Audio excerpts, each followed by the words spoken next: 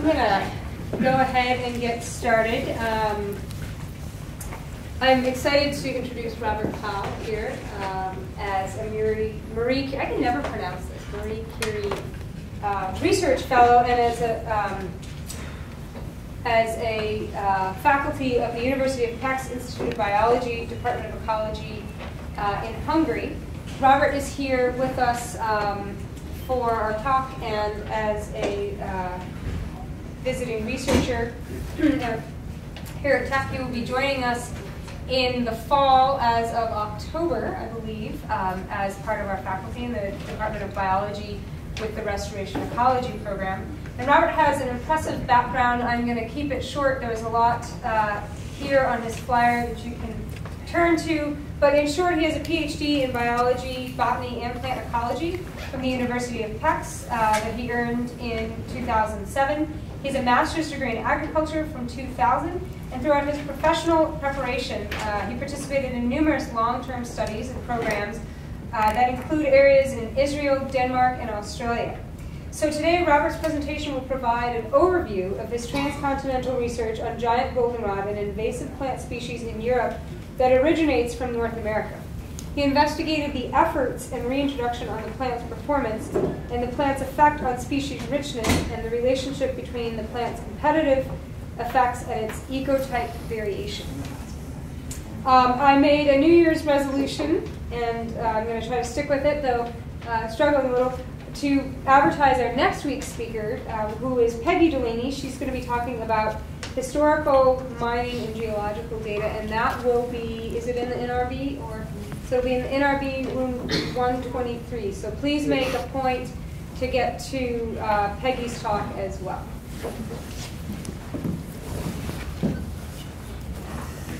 Good afternoon, everyone. It's an honoring pleasure for me to serve here as a speaker at this public lecture series. And as Stella told everything about me, I don't feel like I need to introduce myself again. I should just start on with my presentation that is going to be about biological invasions in a biogeographic aspect. Biological invasions that is just happening in front of our eyes basically every day.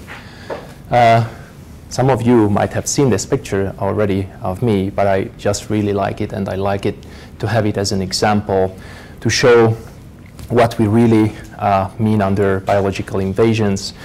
And basically species that are coming from one continent, going to another, and behaving like this. This is leafy spurge, Euphorbia esula, from Europe that came over to North America and basically conquers short grass prairies and disturbed surfaces, trailheads, that sort of areas. And we could say many other invasive plants that behaving like the same way. Here is another example of that same species from its native range in Europe, where it is a well-behaved little friend. No one really notices it.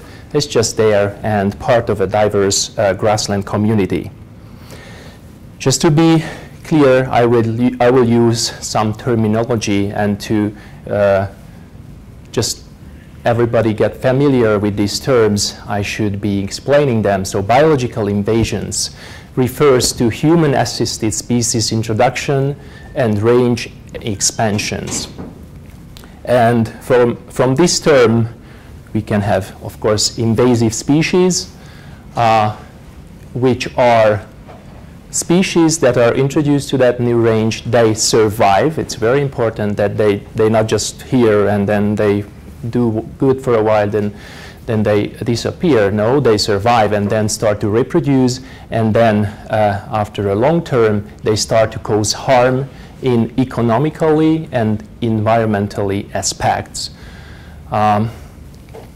We have a lot of plants of these all over the world, basically. Every continent has its problems, I think, except for Antarctica yet, but I've heard about interesting things happening there too.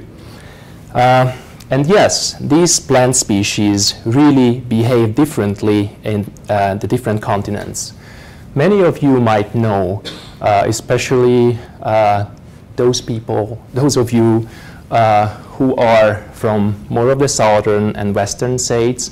This is yellow startisol, and it's a really bad plant, and it's a nice scenery. It's a nice yellow valley, but as we see that 100%ly conquer this valley, I believe the picture was taken in Idaho. I got that from the internet. And all pictures that I have it from a different source, I actually put the origin on, but most of the pictures will be mine. On the other hand, this would be really funny. This is the same species again from Europe. Actually, this picture was taken in Bulgaria, and those colleagues, botanist colleagues of mine, they are really excited to find that plant because it's, first of all, red listed in Bulgaria, and in many European countries is protected. So they would be really, really happy to come over here and wow, we can make here many, many great photos to just demonstrate what this plant does. But anyways, we are happy, and they are in Europe. But as that plant came over here, that's the result. So what impacts do these invasive plant species cause for plant communities? I will refer some papers. Here, a French colleague of ours, Via, and her colleagues, in a large meta-analysis, showed basically that invasive species significantly decrease, first of all, plant fitness of the native communities, plant diversity of the native communities. You saw that yellow meadow. Basically, there was nothing really left but that one plant. Of course, if we would look more, maybe there would be some more species, but not much. Plant abundance, they will decrease that also significantly. Plant growth, but in the same time, they significantly positively influence plant production. And as you think back on that picture again, you can imagine, well, that valley probably didn't have that many of a biomass before. But if we stay local and just concentrate on butte area, just look at the hillsides and you will see all that crested wheatgrass, smooth brome.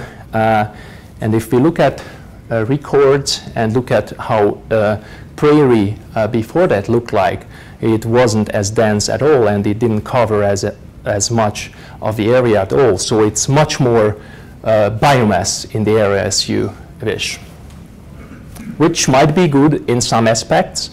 Stabilizing surfaces, perfect. Having biomass for animals and other purposes would be just great. I would like to focus now on problematics with these studies. This was a large meta-analysis that I showed you on the earlier slides. So it has the results of hundreds of different papers.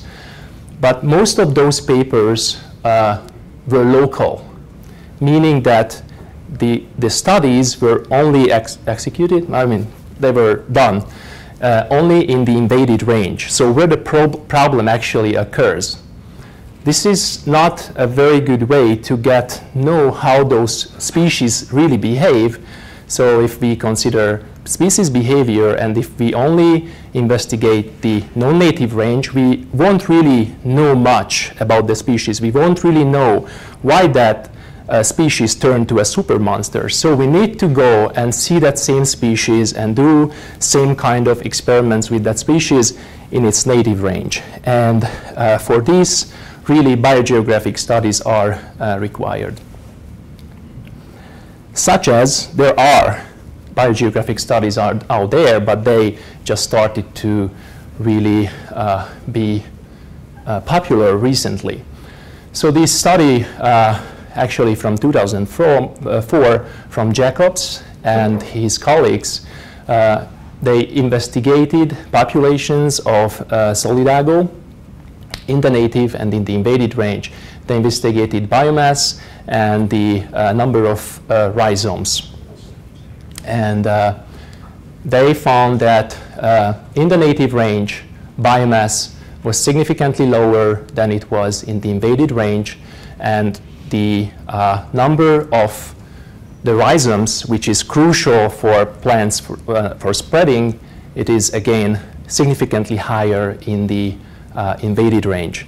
But this is not always true. This is true for these species, and therefore I just emphasize that we need to go and find a solution for basically every species that we work on.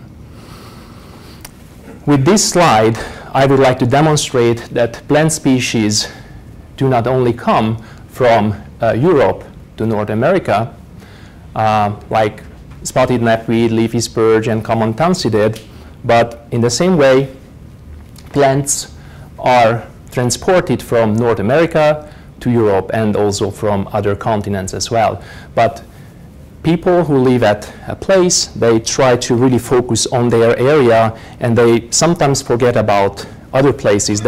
So North America also has given a lot of invasive species to Europe, especially. I think we are equal in a way. So in Hungary, we have 78 invasive neophytes. That doesn't count all the number of the total number of exotic species. These are the ones that cause already harm, and we are calling them invasive. And 33 of them are transformer species, meaning that they change the characteristic and the structure of the native habitats. And if we would like to see some figures, I know really accurate data from Hungary, because we also worked in that. And if we look at the origin of the invaders back there, this is in percentage, so we can see that nearly 60% of all our invaders come from North America. This is not something that is very unusual, because if we look at latitudes, we are on a very similar latitude. So those species that travel from one continent to the other, they find similar circumstances, of course, and similar climate, and elevation, and whatever they really require.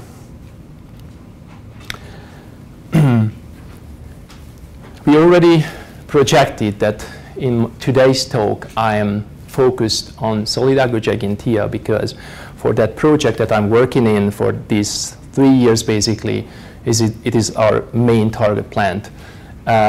It's one of the most aggressive and most dangerous invaders in Central Europe. There is ragweed, Ambrosia artemisifolia, which would be in a way worse, and much more people would know it, because ragweed also causes allergy, as it does here too. But here we wouldn't refer it as an invasive plant species. Anyhow, that plant came to Europe in the 18th century as an ornamental to a London botanical garden. And this type of a usage, if I can say so, is still very popular, because if you look at this mansion in Germany, they like this plant a lot. And it is pretty, I should say. I mean, no wonder they took it over and use it as a nice yellow spot in late summer. And it's a perennial, so it comes back every season. But people just don't like to have their whole garden full of that, so they just dig it out and they dump it out to the nearby dump place, and that's where they create new hotspots for invasions. Plus, these plants, they all have vital seeds, which have pappuses, so they can fly, little umbrellas, they can fly miles and miles. So 2 ways of spreading. This is in Hungary, a less fashionable house, but still in the front yard, it's goldenrod. And it's obviously a ditch, which just transports by stone border, the little rhizomes and seeds, whatever, just can go away. Next slide shows us the distribution of these plant species in Europe. It is a great database online if you would like to check it out. It's basically good for, I think, Europe, but it's called DAISY database, and they are mapping out, after receiving all the data from the countries where certain species live. And the red means that at that country, the species is present and it's referred as an invader. The database is not correct because we went on some of our collecting trips and some of our surveys, and Serbia, Romania, Transylvanian part, and Slovakia has it too. I can prove it. I have seeds grown in my experiment, and the DAISY database doesn't have it. I don't know why is that, but anyhow. Giant goldenrod, it's such a monster that there is a conference, one of the largest conference in that topic. They called EMAPI for an acronym. And in 2011, this conference was held in Hungary, and they had this plant species as the how would you say, like the symbolic plant for the event. And of course, we went out to the fields and looked at hundreds and hundreds of acres of giant goldenrod fields, which made some people very delighted. Giant goldenrod, as I mentioned, originates from North America. It has a very wide distribution. This picture was taken in Montana in Glacier National Park. It's a really pretty side of a river that is basically its native habitat. It likes moist places, marshlands, but it actually can stand pretty well this disturbance. And but you never see acres and acres of this plant. If you go to the East Coast, the things are getting changed because it's one of the plants that is referred to abundant fields to be a most leading plant species in succession in abundant agricultural fields.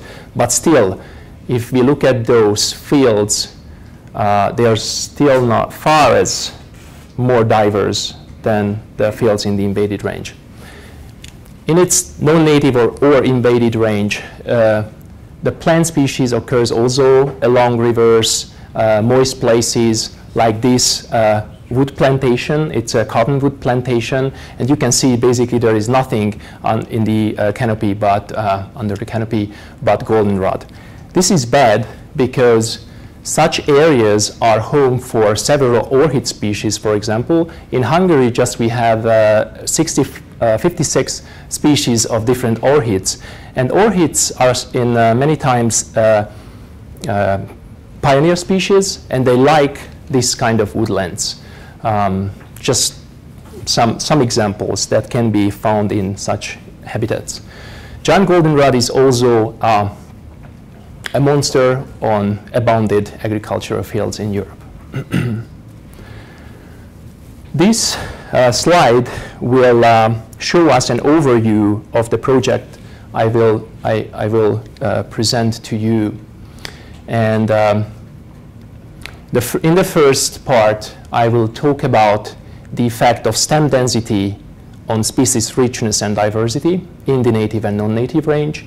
Then I will talk about the effect of allelopathy of the plant. And then I go and change a little topic and look at how ecotypic variation of the plant, I will explain that in more details what we really mean with ecotypes, how ecotypic variation influences herbivory tolerance, variation in competitive ability, and we also will check out how reintroduction works with these different ecotypes. And in all these studies, we are searching for answers. What are the main driving forces for plant invasion, basically? We try to answer that. And as I projected, the first research of ours is to find out what is the effect of stem density on species richness. There have been similar studies. There are similar studies out there. Calvé and his colleagues did a study on Acroptilon repens, which is Russian knapweed. I believe that's its common name. And in Uzbekistan, where it's native range, and in the northern US, where its invasive ranges, they compared the sun cover of native, where the plant was with different covers, and they found that in the invaded range, basically, they completely knock out the native species. And while in this other graph part, we can see that in the native range there is basically no effect on that, and it's really a diverse community. For our research, we worked in the native range in the northern US, from Idaho down till Indiana, I believe. And we collected plots, 1 by 1 meter plots. We localized stands that had higher stem densities and lower and no stems, basically, of Solidago, and looked at how species diversity works. And we did that in Europe as well, with 5 different countries, basically, from Hungary down to Switzerland. And we can see, if we look at this figure, which shows the relationship between goldenrod stem density and total species richness, that the dark dots, they symbolize Europe, so the non-native range, and the open circles, they symbolize the native range. So we can see that in the non-native range, the species number, the species richness, basically dropped from roughly 31 species down to less than 10 when the stem density basically reached 350 stems per plot. While in the native range, if you look at the open circles, there was a very weak decrease, and it was not significant in this analysis. So we can see that biogeographic origin of plants may have an important effect on species interaction and community organization if we consider this research. There will be small research parts that I will present you, and basically I try to summarize all of them, and in the end I really try to answer you whether these species, or sorry, these plants are really different in their native and in their non-native ranges. The other research of ours was on allelopathy. We can refer to the novel weapons, which mean that plant species, basically, when they arrive to their new geographic ranges, they have such chemicals extruded from the roots, leaves, wherever, which is new for that environment that they're just entered. And we basically call those weapons against the native species. This is just a little silly figure, but makes at least students more, oh, this is fun. That's basically what they will remember. Oh, there was a little game with a gun. But anyhow, this research by an Indian colleague of ours was conducted in 2011, and they investigated a plant species that is native in Mexico. It's in the Asteraceae family, and they investigated how the litter of the plant influences mortality. And if you look at the native range, basically very little effect. So they used a control litter, and they used then the litter of these invasive plant, and mortality in China and in India, those are the non-native ranges where it is invasive, were higher, much higher, significantly higher, of course, if we compare that to the native range. In our study where we investigated allelopathy, we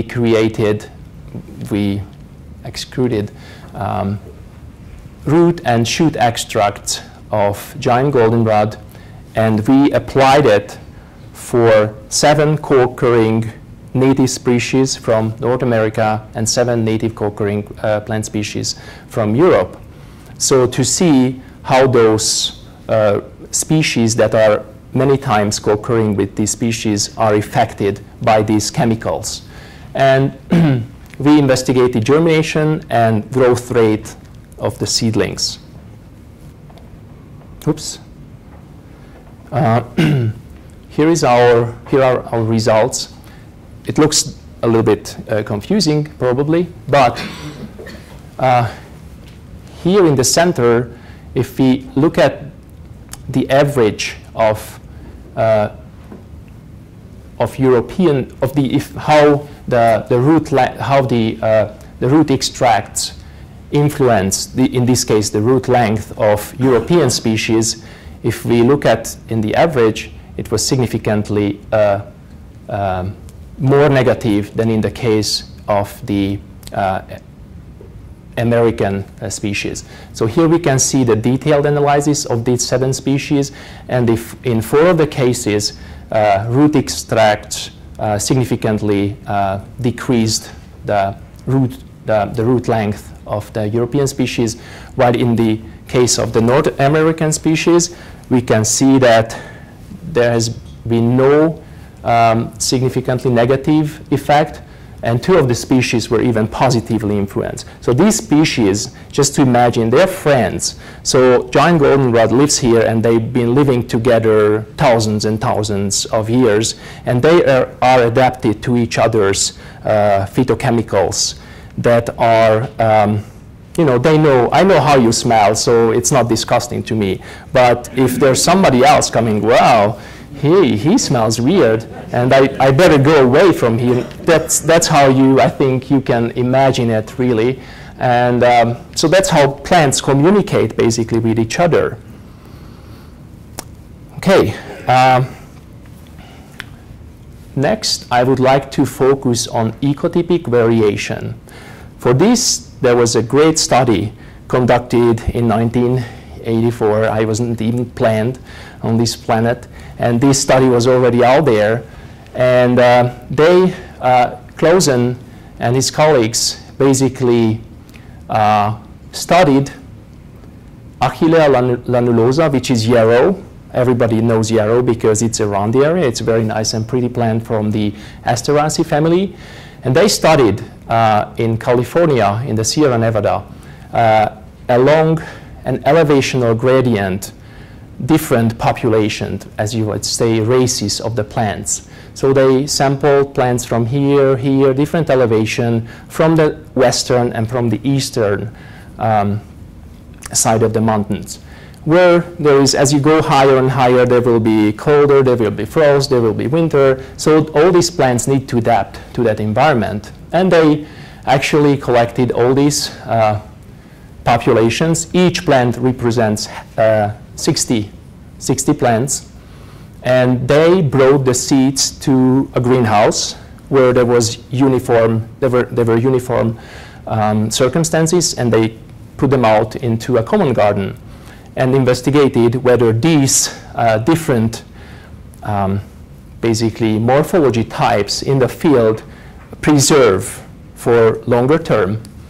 And they actually found that, yes, these plants preserve their morphological characteristics. They remain shorter, they started to flower earlier, they go dormant, and that sort of things. So they concluded that these adaptations had a genetic basis. And basically they called them ecotypes from these on. And we actually tried to do something similar in our next approaches. First of all, we were looking for the ecotypic variation in herbivory tolerance. First of all, just for you to imagine, in the native range, it's really important, plant species have natural enemies.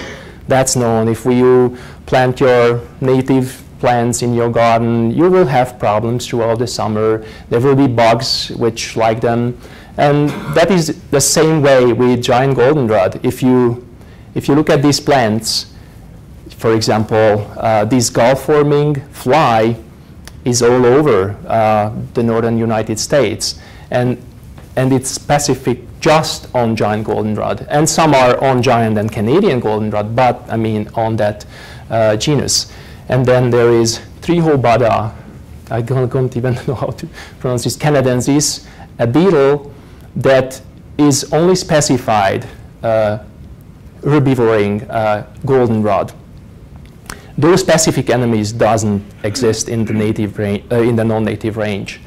So there is higher herbivory, definitely higher herbivory in the native range, and this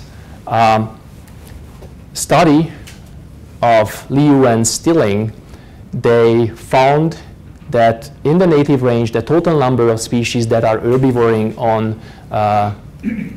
on plants, it's not goldenrod, it's just an example, are significantly higher than there are in the introduced range. And of course, specialists, they found some, but again, native range is where they are, and they need to be moved to another range. You have biocontrols, quite a few, for knapweed, for example, and for leafy spurge. They are working great.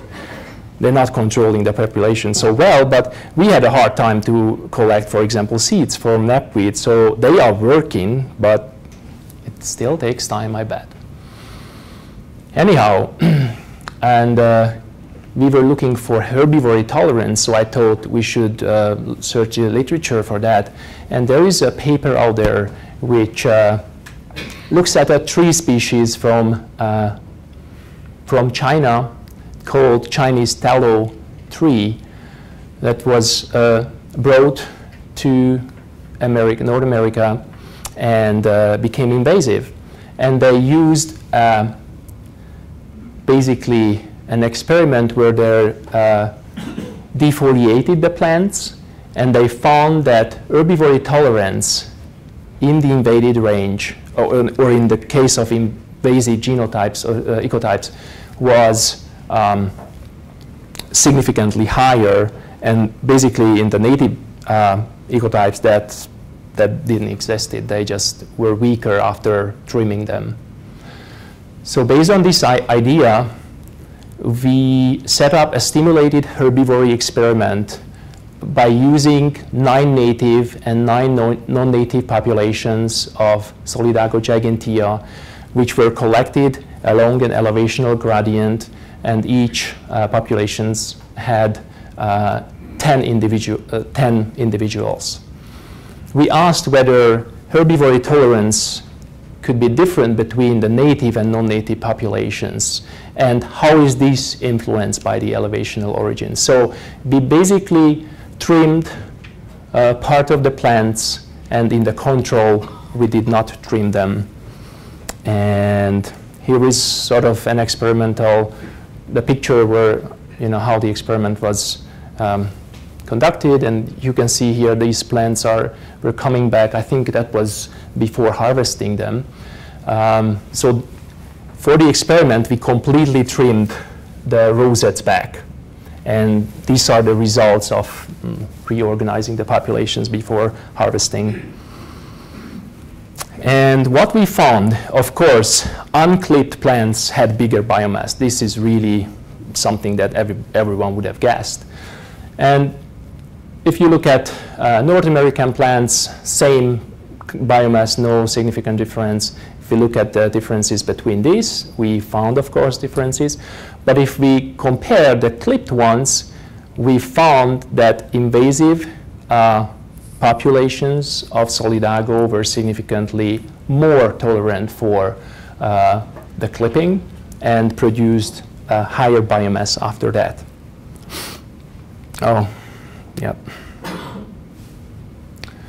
And we also found along this elevational gradient that biomass only for the European populations actually was higher going towards high elevations, but herbivory compensatory growth or herbivory tolerance was getting lower, and that effect was significant. And here we found basically how we can explain that. That could be a possible trade-off between the rapid growth and the tolerance to damage for European populations, but that was not found in the case of the North American populations. In our next experiment, we were looking for the relationship between ecotypic variation and competitive ability. And studies out there suggest that competition is really crucial in the case of invasion. This study actually shows that knapweed in the native range, in the European side, if we remove, basically the whole idea, if we remove neighbors, we will have a lot higher growth of the plants, why this doesn't seem to happen in the North American side. There is just same happy if we would remove or if we wouldn't remove the competitors. Based on this idea, we actually set up a competition experiment by using 15 native and 15 non-native populations of Solidago gigantea, again collected along an elevational gradient. And we competed, we actually paired them with 11 North American natives. So if we look at this example, in the tube, we put a native Solidago paired with a US competitor, and the non-native Solidago, which I just had used red color, with a US competitor. And we would say, well, our hypothesis could be that in the end of the experiment, probably the US competitor and the native Solidago will be friends and they would be okay with another, but the non-native Solidago could knock back that US competitor.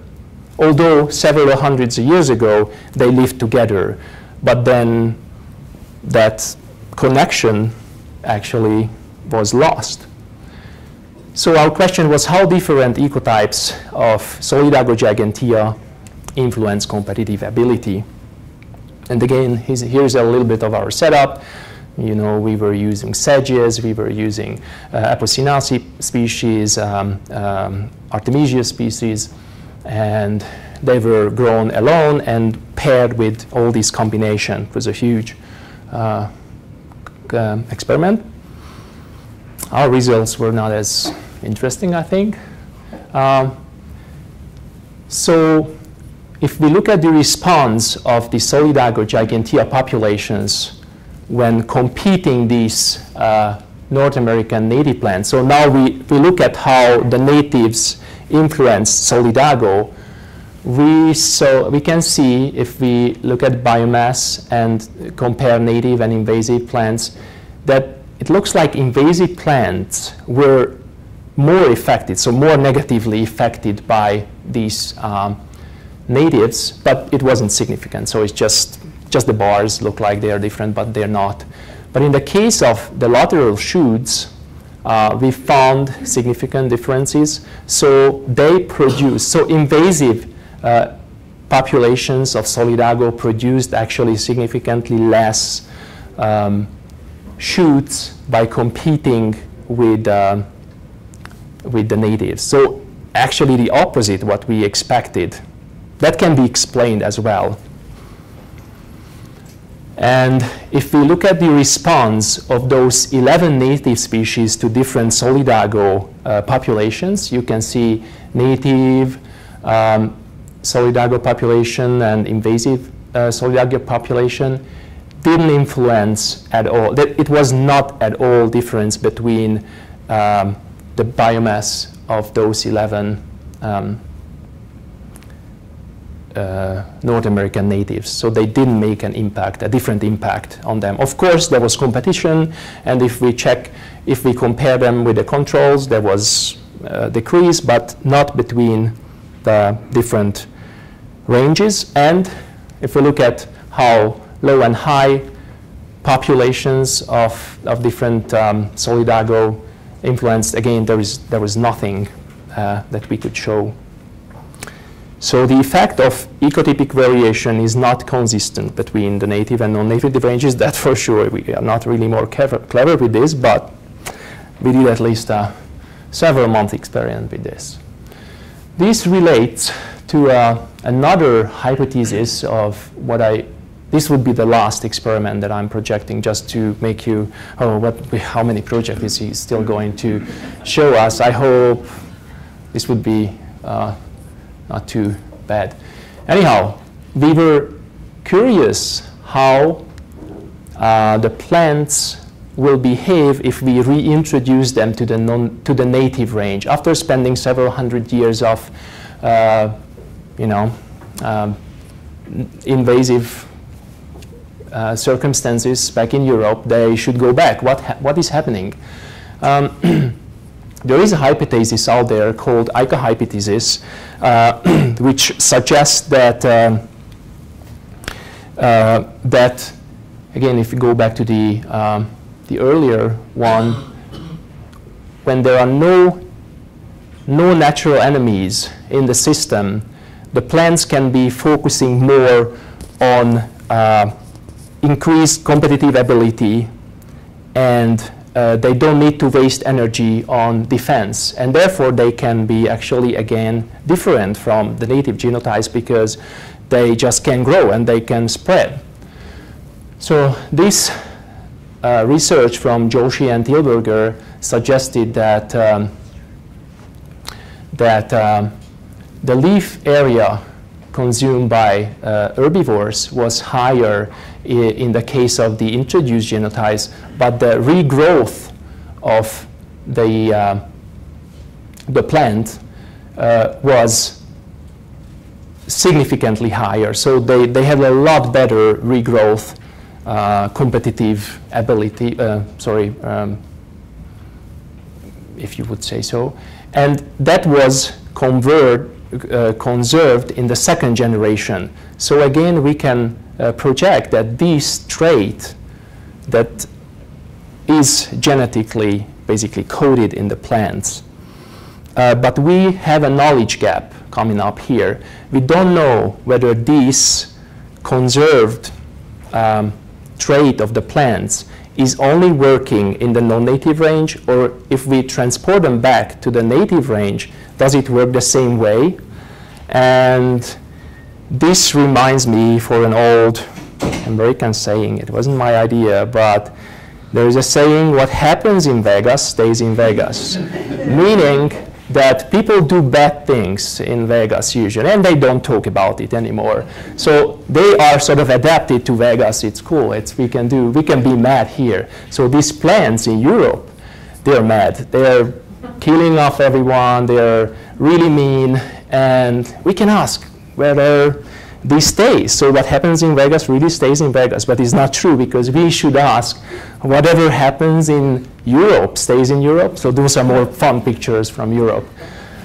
So we investigated whether these super monsters from Europe turned back to North America will just behave as the original, so they just decrease in sizes and they need to cope with natural enemies and so on. Or, knowing ecohypothesis, they can be super monsters there too, because they don't care about anything. For this, we did a common garden experiment. We did this already 2 times, but in the first time, we did 6 populations of plants from the non-native and 6 from the native range, and grew them in common gardens. So these dots, actually, I didn't notice them. They should be red dots here, and they should be yellow dots there too. But anyhow, we grew them in the native and in the non-native environment in common gardens. Oh, sorry, it's here. This is one of our sites with 120 plants, and they're not really visible. They will be later on. And checked out what's happening. And if we focus on the statistics, we can see that the origin of seeds, in this case, didn't really have an impact by itself. But if we look at destination gardens, so where the plants went, it had a significant effect. And their interactions, it was highly significant. If we look at the figure and focus first on the non-native range, so Europe, what's happening to those species that were, because we did that both ways. So in Europe, if we brought over North American populations and competed them with European populations, we can see that European populations over there, they're probably more adapted to that environment, and they were bigger, they produced bigger biomass. But if those same European populations were turned back to North America and were competing with North American population, they were actually competing with the native vegetation. The North American populations were far higher, and they were knocked back as really badly. So knowing this, what happens in Vegas, I think, really stays there, according to the results of this experiment. Now I would like to give you a little overview of our research using that same slide. So if we would like to answer the questions, are they really different? So the effect of the stem density on species richness, we can confirm a significant difference between the regions. So it's obvious that in the non-native range, the diversity really was decreased by the stem density, and I think we can confirm that. Everybody agrees on that. Effect on allelopathy, we can confirm that there were significant differences between the regions of the different plants. So basically, European plants were more affected by Solidago. That's for sure, we know. And if we look at ecotypic variation, and first of all, the herbivory tolerance, we found strong differences between regions and ecotypes, we can state. And if we look at the variation in competitive ability, it had not really an effect on if you remember on it. I couldn't really present that those different populations of Solidago had differently influenced the North American natives. And that is basically connected and could be asked by the next question: what if we bring them back? Would they have an effect on the native flora? And we can say that these different behaviors are coded based on the origin. And again, if we go back to Europe, basically those plants already adapted to that European environment, and if we bring them back, they basically forgot how to deal with all the natural enemies. They probably don't like the climate that much. They were probably not adapted to the Montana dry environment, and if we bring them back, they were surprised of all the resources it was available. So they actually couldn't outcompete the European populations. They were already there and used for those resources. But still, we can have this. I still would say, well, I don't know if I answered whether they are different. I think they are different in a way. But to know this, I think we need to go into the genes and find out what's happening then. Luckily, I have a great student who does microsatellite analysis, and we did also flow cytometry, and we looked at our populations, what's up. And here's what we found.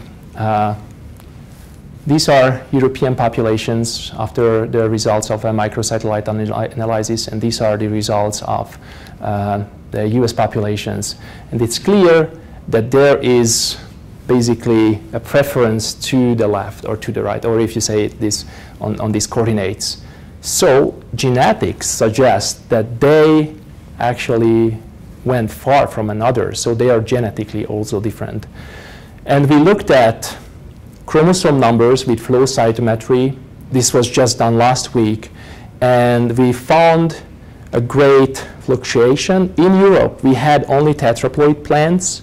So basically, diploid plant would be sort of something that you can imagine, okay, it's in the native range. If you have higher ploidy level, the plant could be more adapted to the environment. So we have only tetraploids back in Europe, but in the US you have diploids, tetraploids, and we found a lot of hexaploids. A lot.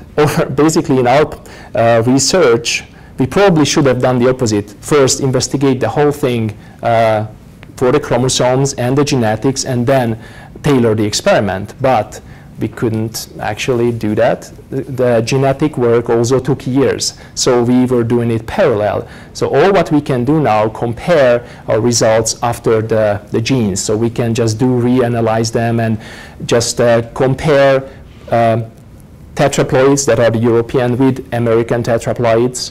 And most of them, I suggest, were hexaploids, where we, again, chromosome number is higher, so we will suspect even more flexibility. So why were not the American hexaploids back in Europe performing better? They could have the chance. We don't know. But that's what the literature suggests, and they say the higher the chromosome number, the better the plant's adaptation is. So again, I think they are different.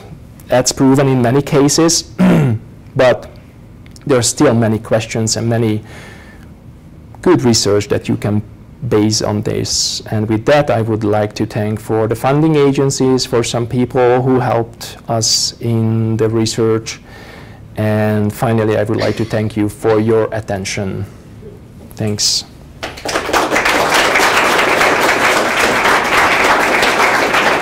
And I'm happy to answer questions, if you have, I hope.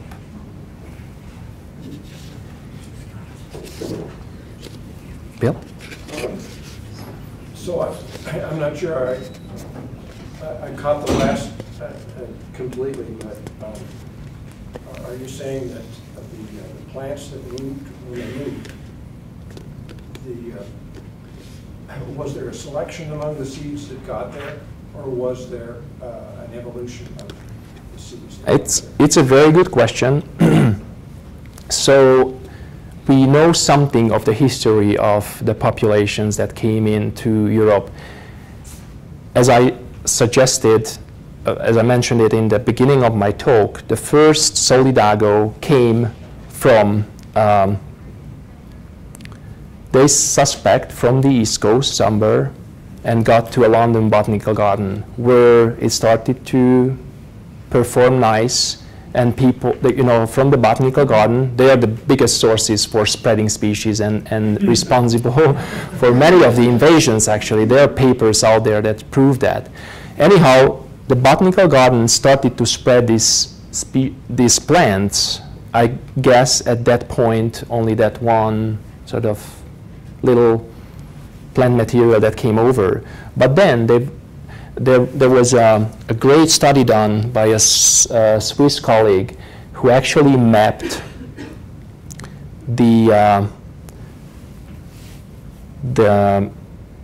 he really tried to localize where our Solidago populations came from, and all he found out, it was around Maine and, you know, that part of the East Coast, maybe a little south of Maine, but there were multiple introductions he found out of his work on genetics.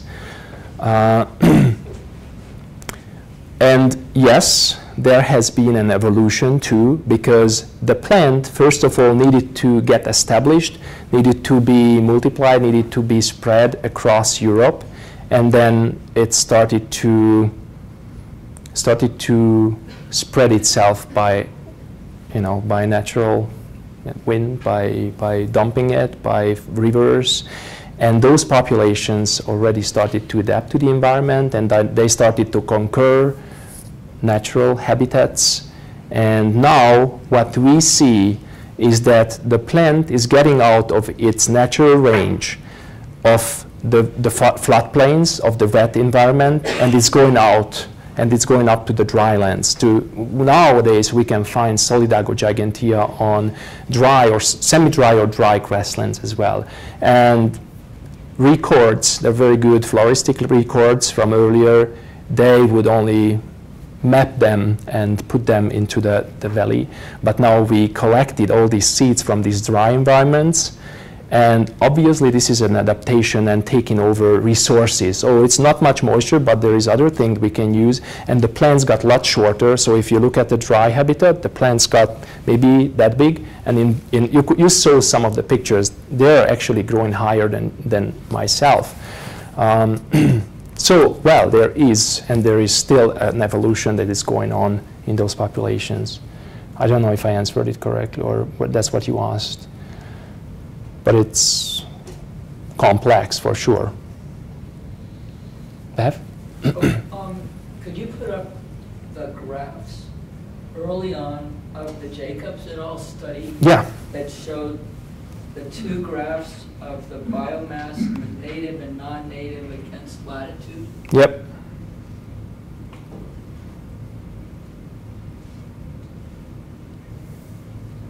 Oops, maybe.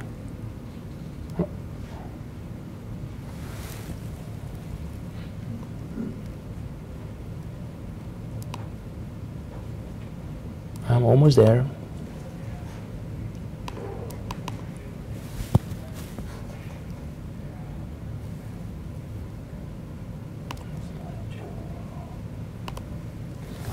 Okay. Yeah, so the thing that's curious to me there, and I know little or nothing about botany, is the native ranges are all lower latitude. Yeah, I knew that. And the invaded ranges are all higher latitude.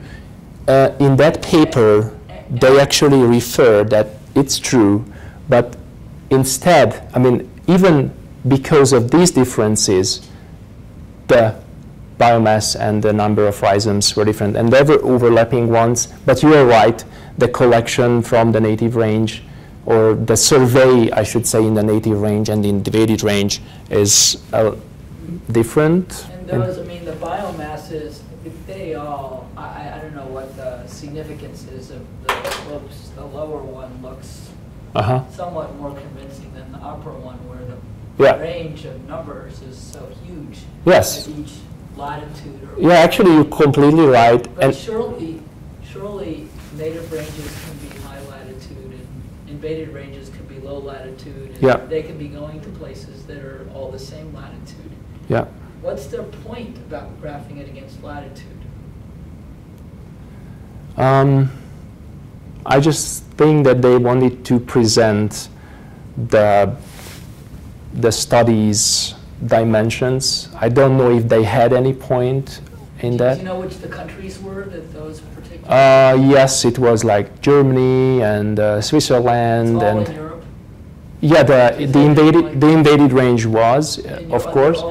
And the other range, I'm not sure what the states were in the native range. I'm not sure, but in the paper it states, and you know, it was more convincing. Yeah, as you asked this now, yeah, well. You know, why would latitude have an influence on it? I would think other things would be more important. Because in Europe, you're going to be at a higher latitude. You have generally a little more humidity than we do in certain parts of the United States. Yep. But the temperature range, so you know, you might have at a lower latitude, you see this temperature and climate range, because of the Gulf Stream, you'd be at a higher latitude in Europe. Yep. You have very similar climate conditions. The only thing, I know that I showed you the map. Basically, they could have collected samples from very matching places, because from Italy up till Norway, the plant was there, and I know the distribution map. I saw it, and here in the States, just like it's basically across the country, and it goes like down to the dry southern states almost, and even there you can find it in river valleys and why is latitude an important variable? Marta maybe wants to. No, I was just thinking that daylight might have an effect. Oh, yeah. Effect on summer plants. And they are very, Higher, longer summer days. yeah, and they are actually very light demanding plants. They are in floodplains. Then you saw them in that forest. They were preferred for underperforming in that riparian forest or that wood plantation. So they really have an optimum when they are in open places, and that might be, yeah. Many variables. Yeah. Yeah. Yes?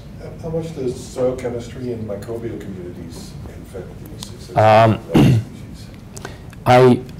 I know I can refer again for the literature that Solidago gigantea is very tolerant, for example, for soil pH. It can grow from, acidic to basophil fields with pH range, and I'm not really sure how macro and micro elements influence its spread, but it likes really alluvial soils in the floodplains.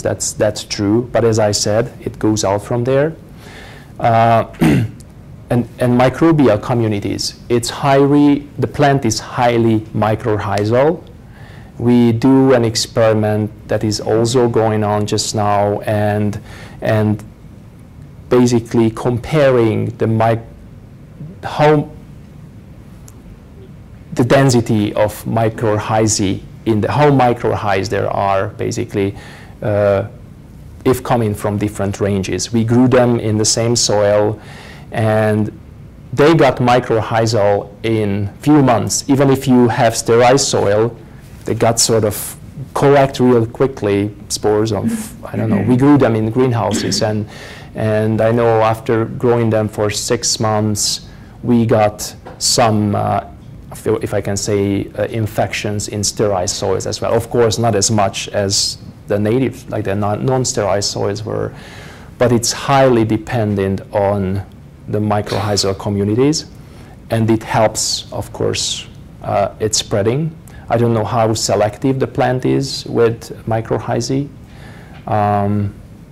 but as what we can see so far under the microscope, whatever was not in sterile soil, it's highly mycorrhized, and there are vesicles and arbuscules and hyphae all over, and we try to quantify the differences. And other microbes, if you mean pathogens, I don't know the answer for that. I don't know if I answered. Okay. I don't know. Yeah. It seems like, in Europe, the microbial communities would be... They're different. Could be different. Oh, yeah, they are, but we know so little. Really affected that success. We talk to people, specialists. We work with the NPR ranch in Missouri. What are they called? MPG ranch? They are MPG? Yep. Okay, MPG ranch, and they have a great lab. We went there when I was over here in Missoula, and there is Ilva Ekberg, who I would refer specialized in mycorrhizae, and I brought my first samples to her, and I asked naively, well, would we be able to just say for genus or for just a type of, mycorrhizae forming fungus, whatever it could be, and she said, forget it. It takes really highly sophisticated molecular work, and even with that, you wouldn't really go too far because it's so complex. That's what she suggested, so we are just happy to find those arbuscules and vesicles and whatever that are in there. Okay? This is an unfair question because you arrived here, but when we first started reclaiming the mining hills, we were reclaiming with native grasses, and then we went on to reclaim with Eurasian grasses. And part of text problem in trying to establish native forms in the Eurasian grasses is that the Eurasian grasses were suppressing, you know, the native plants. Yeah. So my question is,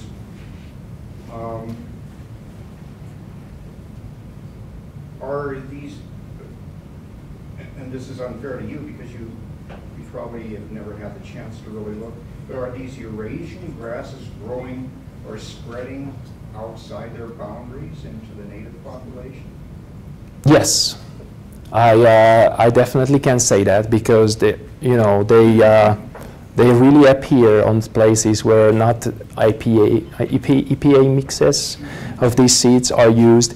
And you know, because I was working over in Missouri too, and I went to many places to do surveys on native, not just native, to survey mainly I did the weed work, but we saw infestations all over the place. So they are, obviously there were places where they were planted in, but if they enter communities, they take off.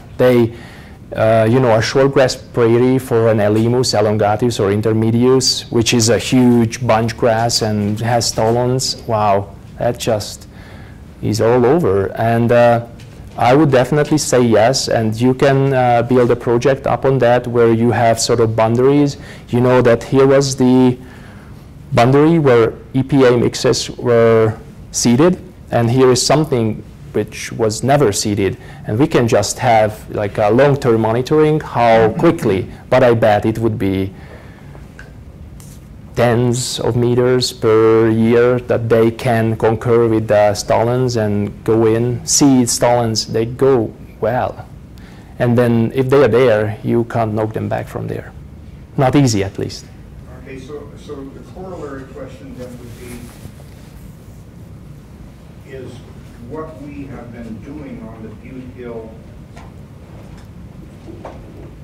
working against the reestablishment of native forms and plants? That's a very tricky question, Norm. I would say the Eurasian grasses didn't do any good to the place. They stabilized it. The aim of, first aim maybe, to stabilize surface, let the area, it shouldn't be contamination coming out of it, a nice dense plant biomass surface on top. It's targeted, it's great. It can be done quickly with those Eurasians, I bet. But as for diversity, for how badly they affect it, I don't know. I would say we need to do research on that, but they certainly wouldn't do any good. That's what I can say so far. And we can work on that problem as well. Good, we've got a job. Yeah, I know. Those definitely are not our friends in restoration, I believe. I mean, if we would like to be nice and create diverse places, there will be things that we need to consider. I'm going to go ahead and wrap things up, but Robert's here, so for those of you guys that are trying to keep time and have classes to get to and that kind of thing, feel free to carry on. If you want to have a longer conversation with Robert, come on up. Thank you.